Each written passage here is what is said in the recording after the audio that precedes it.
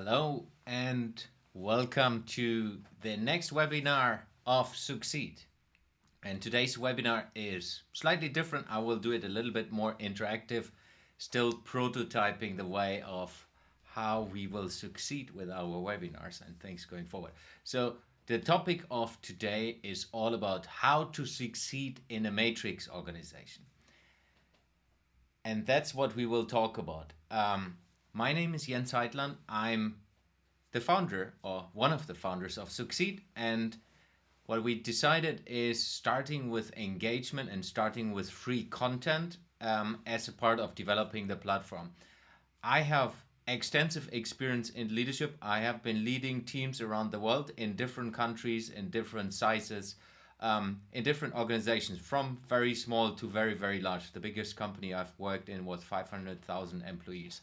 So that gives a little bit perspective. I have a podcast. If you want to know more about myself, go to jensheitland.com. You're welcome to sign up to my newsletter, whatever. It's all about innovation, and Succeed is part of this innovation ecosystem. Yes, and then if you have question to anything I'm talking about today or anything Succeed is doing, you are welcome to contact us. Succeed@heitlandinnovation.com, or go to the webpage of Succeed and you will find a contact form as well. So succeed@heitlandinnovation.com. Another opportunity is, of course, using the chat function inside of the live stream. I will not answer all questions today because we will focus on recording as well the educational content with this live stream. So we will do a Q&A again on Wednesday next week. That's 26th of October at 8 p.m. Amsterdam time, 2 p.m. New York time, or 11 a.m. Los Angeles time. Just to give you an overview of that. But let's get into the webinar. So it's all about matrix organization. 3 points. Let me see how I can share my screen, then you see what I'm seeing. Yes, still need to remove the watch here. Here we are. So what is a matrix organization, just to get us grounded and really understanding of what I'm talking about? Because what I learned through a couple of conversations in the last days, not everyone understands matrix organizations. Then leading in a matrix organization, how you can do this, how you set yourself up for success, and then how do you manage stakeholders in a matrix organization, which is part of leadership because you kind of manage the community through that. So that's what we will talk about, and we straight go into the first topic. What is a matrix organization? So a matrix organization, I'm using a very simplified version of that, and I will do that in a visual way. So a matrix organization is based on an organizational chart. So let's use an organizational chart of a production company. And it doesn't matter which production, let's say they're producing whatever, washing machines. Doesn't matter, it's just for us to understand the complexity of matrix organization, how that works. So there's a CEO, someone who is responsible for the whole organization, and then you have an executive leadership team. So we have a production manager, we have a finance manager, we have a commercial manager, we have a digital manager, we have an HR manager. And there are, of course, plenty of other opportunities which you can have in the executive leadership team. This is, as said, an example. And then if we look into the core of this organization, remember again, it's a production company. We have different functions or different basically jobs inside of the production area. And that's the core business of this company. It's producing, let's say, washing machines.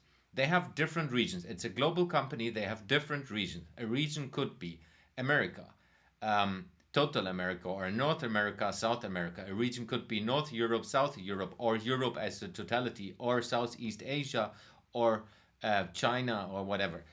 Different potential regions depending on the company setup. Then, of course, inside of these regions, if we talk about Europe, where I'm based, we have different countries. If we take Europe as a wider region, then we have maybe Germany, maybe we have the Netherlands, maybe we have Spain, maybe we have Sweden, whatever countries we have. So we have someone who is responsible for the region most of the time in organizations, someone who is responsible for the country. That's why I call it country management. So it's again a country management structure. And then we have a plant manager in our example when it comes to production, and a shift leader. So that's just for us to understand the key part of the organization driving the production is basically the line organization. Line organization because they're all reporting in line towards the CEO. Then, if we use HR as a matrix example, so there are a lot of matrix opportunities, but I'm just using HR because I've never used HR before. And I challenge myself, or I like to challenge myself. Often what we have an HR regional manager, and then we go deeper as an HR country manager, similar to the left side. Then we have HR business partners, and then we have HR admin. The different thing here is, as you can see, the green part is not reporting to the regional management. This part is reporting straight away to the HR functions and to the global CEO. So this is kind of a matrix setup where you have a person that is working in HR, let's say the country manager, who has a regional manager above and an HR chief executive or an executive HR, and a dotted line, that's what often used in organization, to the country management team. So this HR country manager is not reporting into the production, which is the core business, it's reporting into the HR function. And that's often the case for HR and as well for a lot of other things. Digital could be the same setup, sometimes commercial could be the setup, purchasing could be a setup like this. So that's basically a matrix organization where you have a support function, which is HR in our case, and they're supporting the core business through HR services. And then you have an HR business partner. If we go to the next level, that HR business partner is then helping the plant management and the shift leader in different HR topics.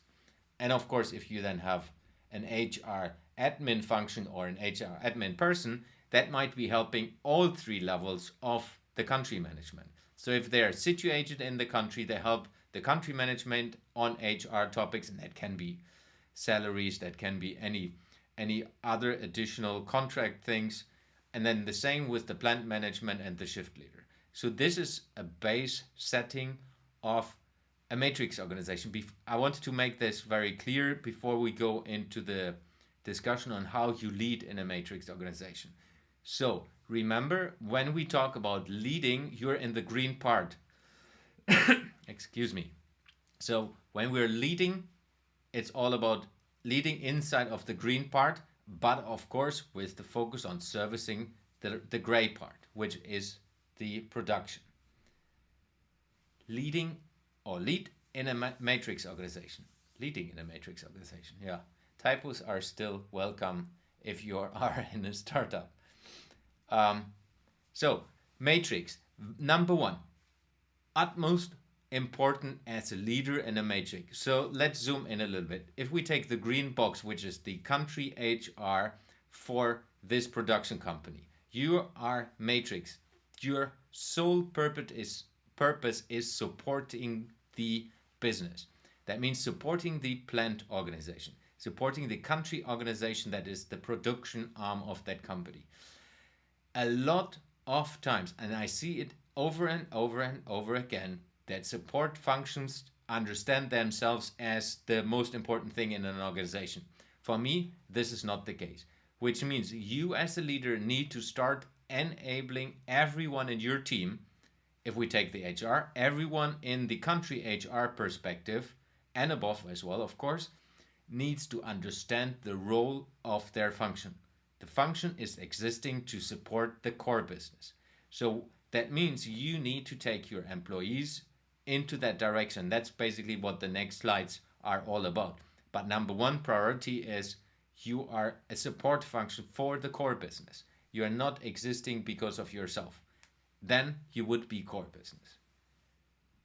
So number one is everyone in your team has to understand the core business. And that might sound silly, but I have worked in companies where not everyone inside of the support functions or matrix organization is truly understanding the core business. So what you need to make sure as a leader is helping the team members in your HR team, if we use the HR team throughout the whole presentation today, gaining industry knowledge. So what is the production process of that organization? What is the competition like? What are specific industry knowledges from an HR perspective, but as well from a core business you need to understand when you work in that organization? Very, very, very important, because then you can talk with the organization in a completely different way and support them, of course. So go deeper into building your core business knowledge, and there are a lot of opportunities on how you can do that. Key part is you as a leader has the responsibility to do that with your team. You can engage with the team, have exchange program with the core business, where the core business or someone from the core business goes into HR, or you or someone of your team members goes into the core business. You can have whatever front weeks, like it is sometimes called in retail, where you work in a retail store or work in the plant when there's like very busy production schedules, where you have a very, very large order and people need help. So basically really understanding the core business is essential for you to be able to support the core business. And key part, again, you need to be able to help your colleagues inside of HR to understand that. Next part is defining your internal customer. There might be different core business departments. I've just simplified it inside of the core business with the production line. Maybe there are specific partners inside of the production line where you as HR have a specific partner. So it's very important for you as a totality, as a total team, if we keep HR, to understand and define who your internal customer is. You need to understand their challenges, their needs, and their expectations. It's not rocket science at all. I still see it very, very often that internal support organizations are not clearly defining what their internal customer is, and then not looking into what their needs, challenges, and expectations are to be able to service that. So again, you as a leader need to do that together with your team. You can do that in different ways. One example I did in the past, you create a workshop with your team in a physical or digital way where you go into mapping this out. What do you believe are the different challenges and needs? And then you do interviews with your stakeholders inside of the organization where you go deeper and understand what their expectations are, maybe having a discussion on different levels of the organization as well. Specifically for HR, very, very important that you understand the employees which are working in the factories, but also the management that is leading the production. So going into that is very, very important for you as a leader in this. Then develop your service strategy. Sounds simple, it's often failing. So how do you fulfill the needs and solve the challenges for your internal customers through your service? So if we take HR might have a different menu or menu topics that enable the organization to succeed. So if you are working in HR, what are the different services and how do you strategize yourself to solve the most urgent and important needs of the core business inside of your organization? And again, it's a lot of interaction with the whole HR team, because for me, I'm always saying the whole HR team in this example, because for me, if you run a service organization, which is basically the matrix setup, then everyone in your organization needs to understand how you fulfill the service to that part of the business, because that's your whole purpose to exist in that company. So really go deeper into developing a strategy, and maybe even go deeper and go into planning, build the roadmap, what are the challenges you want to focus on first, and really driving that into the organization. We go deeper into a couple of examples later. And then build your customer service GPS. I'm a big fan of GPS. Whenever you have heard me speaking somewhere, I'm mentioning that quite a lot because a lot of organizations in this world are still driving without numbers. So for this as an example, you need to measure your service. So what service are you providing? Let's say HR might be you are helping to hire new people. What are the KPIs you can measure and what is the service level you basically can measure on that as well. It's not just, hey, we have now placed a new person in your organization. It's as well how how pleasant was the experience for the person that was hired, and as well for the manager who was hiring. So really going more into the service category, so that you have basically an understanding of how valuable your service and how successful your service is to that company or part of the company. And of course, it's measuring the customer happiness, for me a key part. And then the impact. That's another KPI I always put into a GPS. It's not just the service level, as well what impact you, in this example HR, can make for the core business. How can you drive production capacity with the service of HR? If you're capable of having this in a measurement, then you have as well possibilities to discuss things. Let's say if you need headcount, if you need to do other things in the organization where you need budget, or you want to support the organization in a different way, and then you have a clear understanding of all of that. So build your customer service GPS. And again, not you as the leader, you and your team. Everyone inside of the HR example organization, in a matrix organization, needs to understand the different KPIs, needs to understand how they, on an individual level, and that goes back to the last webinar where we looked into leading others, in the role description, where everyone is contributing to the key leading KPIs of your service organization. And then, very important, create transparency. Communicate regularly with your stakeholders. All super basics, I understand that. I have seen it and I see it on a daily basis. Not everyone is doing that. So show what works, show what doesn't work.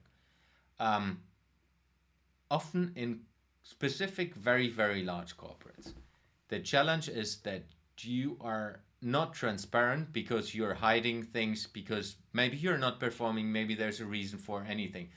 If you're transparent, it's way easier because they understand of where you are in your journey.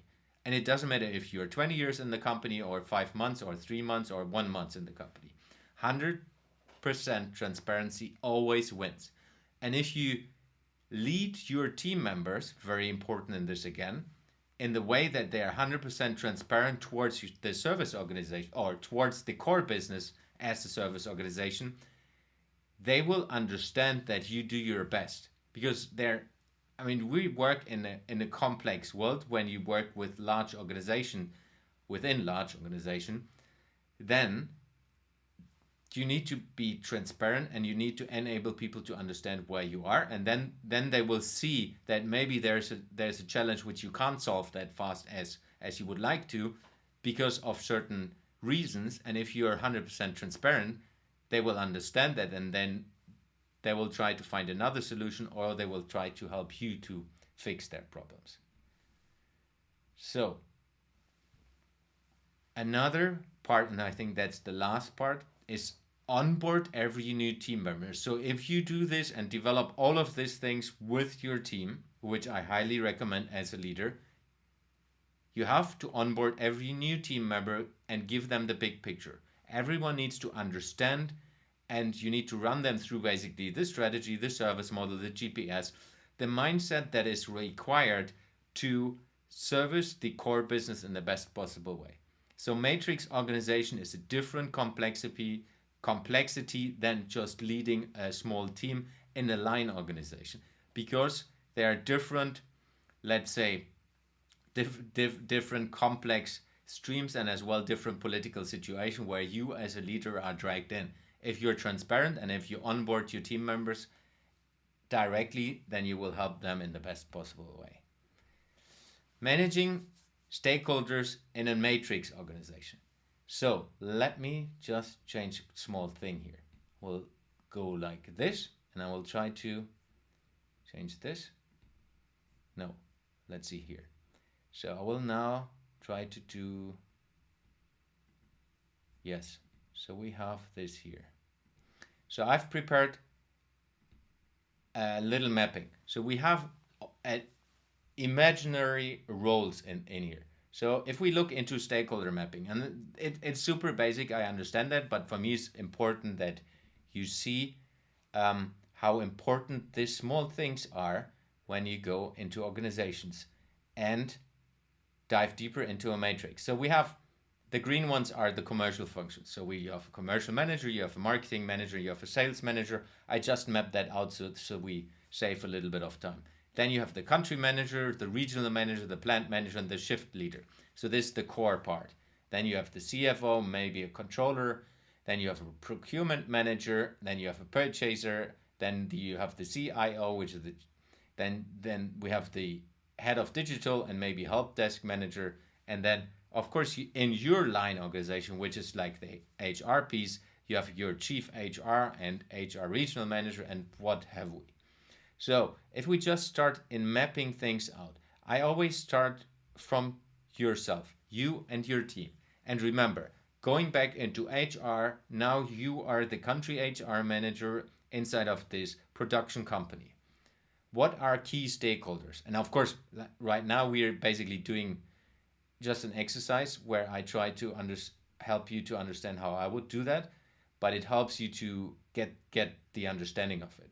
So of course, we take first and foremost the core business and say, okay, yeah, these are different stakeholders that are all, and again, do this with your team where you move all the stakeholders around and say, these are the important stakeholders we have, and we just map them out. So basically what I did as a preparation, then we have HR, which are important stakeholders, we move them here as well.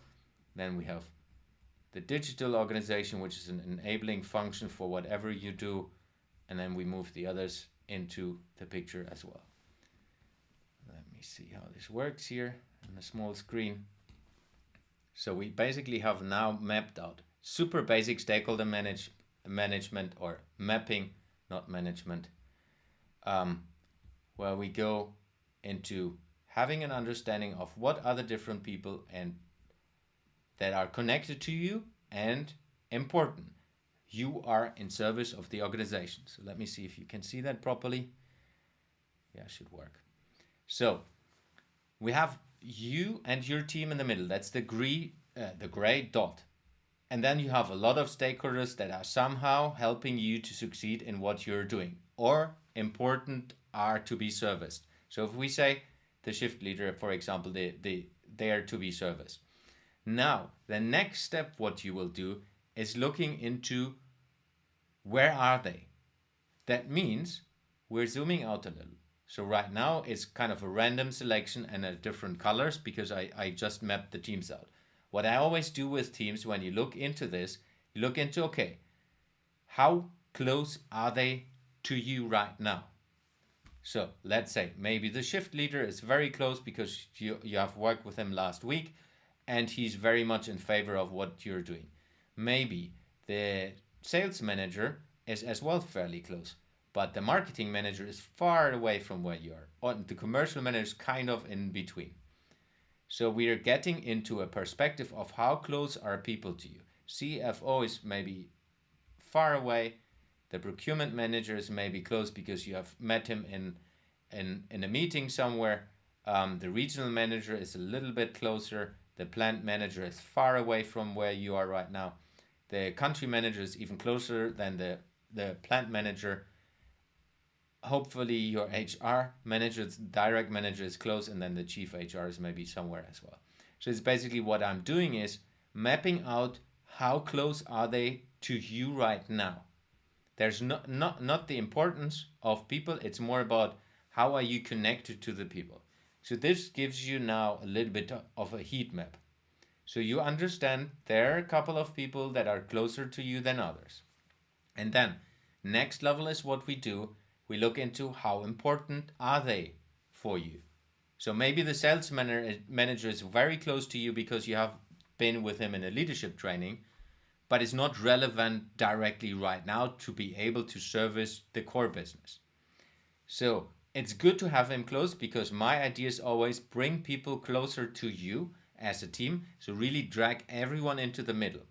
So what you can now strategize and saying, okay, our main service is the shift leader, but the plant manager is far away. So we need to find a strategy to bring the plant manager closer to you. And that means you basically then use this as a strategizing opportunity. First, you map out. Second, you put the distance, and then you look into what are my priorities. So let's just bring a little red dot in here, like this, and just make it red. So we just say, okay, these are the important people we need to kind of get closer. So let's say you have defined with your team again the plant manager, maybe even your chief HR, who is supposed to be close but is a little bit further away. You kind of need to get him on board for a couple of strategic decisions.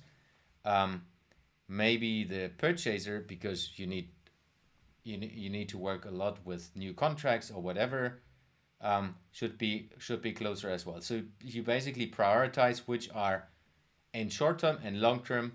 Basically, you would prioritize all of the people on the map. And important, look, what I'm doing is not doing departments, looking at people. So what I would be doing, I would not just write shift leader, I would write the name of the shift leader, but because it's an imaginary case here, it doesn't work like this. So you basically say, okay, the red dots are the ones which we need to do first. Then you look into, okay, how do I get the plant manager closer? Which means you need to analyze your stakeholders even deeper. How do you do that? So you go deeper and look into, okay, what relations, what are the challenges, what are the needs of the plant manager? They might be completely different than the shift leader. Does the plant manager understand what your service is? So there might be a lot of reasons why he or she is far away from where you are right now and where you want to be. So you need to understand of how do you get the plant manager closer. Sometimes it's just as simple as booking a meeting. Having this person closer to you by understanding of what you're doing, who you are, and getting them basically into your ecosystem. Excuse me. Or maybe the shift leader is very, very close to that plant manager. Let's just draw a not so nice line, but you will get it. Maybe they're kind of close, so you could use the shift leader and getting him closer. So the shift leader could be an opportunity for you to say, okay, let's make it maybe red again, where you say the shift leader is very, very well connected to the plant manager. They have a personal relationship. They're going out to playing football or tennis or whatever they are doing. And through you engaging with the shift leader, the plant manager will notice your service. So that's when you go really into strategizing. How do I get closer to one person and dragging the other person in? And how do you basically win the whole ecosystem with the goal of getting everyone closer to you? Same with the chief HR. Maybe it's the regional manager which can help you to get closer to the chief HR. But maybe it's as well the procurement manager, because the procurement manager has a very good relationship with the chief HR. So I hope you get what I'm trying to say. It's basically you map out the ecosystem, you map out all the different stakeholders in your organization. Second step is you measure, or you basically validate how close are they to you. Are they understanding what you're servicing? Do they see the need of what you're doing? And then you place them on the stakeholder mapping on how far are they away from you. Then you go into prioritizing which are the ones you need closest to you as fast as possible or as soon as possible. And then you basically build a strategic plan with your team on how do we get the plant manager closer. Sometimes you can even add your own team members into this. So if we say you are the HR function on the country level, that you might have people working in your team that are very, very close connected to the plant manager again, due to historical working together or having friends on a personal level. These are all opportunities for you to strategize with your team and then go deeper into that. So that's a little bit of stakeholder engagement. And then it's really about understanding that in a better way. So if you have done this, Let me just see. I'm just lost the screen here. You built the strategy. I'm not going into how you built the strategy. I hope that's at least roughly clear. Another topic I see a lot, let's just switch this here and get myself on the screen. So another thing I see quite a lot in organizations, that the different service organizations and the core business organization, if you remember back the organizational chart, if we just take the generic organizational chart, that people have no idea of who is doing what, when, how. And that's very, very important for you, because if you are delivering a service to the core business, you need to understand what are the things they believe you are responsible for. You are delivering to the core business. If it's not clear and they believe someone else is doing that, so someone else is getting the positive and or negative feedback of what you're supposed to do, it's hurting one thing, you as a leader, and it's hurting your department. So it's very clear that you need to go into understanding of who is responsible for what in an organization. I know it's a super painful exercise. I've done it a couple of times in different countries and different contexts, but that's something you need to find out on who is doing what, when, how for servicing the core business. Sometimes you will find out as well that the core business or people inside of the core business are responsible for certain things, and it's not clear to them, or it's not clear communicated to the rest of the organization. So a basic thing you can do, which I love to do, using an Excel table and build a RACI model. It's basically an Excel table where you have all the different lines where say, these are all the different responsibilities we have in our organization, in our service part, and start from your side, start from an HR perspective in our example, write all the different tasks down and expectations you believe are there, and then start who is responsible, who is accountable, who needs to be informed, and who is contributing to solve this task. And as soon as you have the bigger picture, take other departments. So if you're in HR and let's say the digital organization is as well servicing the core business in that setup, which we have built up for this case, bring them in. Look into what are the overlapping parts of you servicing the core business as an HR function with the digital team. And then you will see, okay, this is driven by the digital team, but we have a very important input. Maybe there's another function which you need to bring in for certain processes. So really going deeper into understanding of who is responsible for what and making it transparent. Again, like I mentioned before, transparency is king and will help you in driving this forward. So that's basically what I've prepared for today. Let me just try to show the last slide here. Not this one. Let's see. Where do we have it? Coming now. Yes. So if you have questions to what I have mentioned today, if you have questions on any of the other webinars, if you have questions on leadership, leading yourself, leading others, leading communities, which is the topic of today, or leading organizations, feel free to contact us at succeed@tightlineinnovation.com. Wherever you see this, you're welcome to comment on all social media. We try to drag all of these things into the Q&As, and the Q&A will be again live on 26th of October, 8 p.m. Amsterdam time, 2 p.m. New York time, 11 a.m. Los Angeles time. And we would be happy to get a couple of questions which we can answer, because it's always helpful for us to get a lot of questions. That's it for today. It was a pleasure to have you either live or see that later in the recording. Please, wherever you see this, let me know if you see this live. Just type in the comments, I've seen it live, or type wherever you see that I've seen the recording. Would love to get feedback on that as well. And yes, that's it. I wish you a very, very happy weekend, because it's Saturday, and hope to see you next week, where we go into leading organizations. Next Saturday, 6 p.m. and of course the Q&A next Wednesday. Thank you very much for today, and see you next week.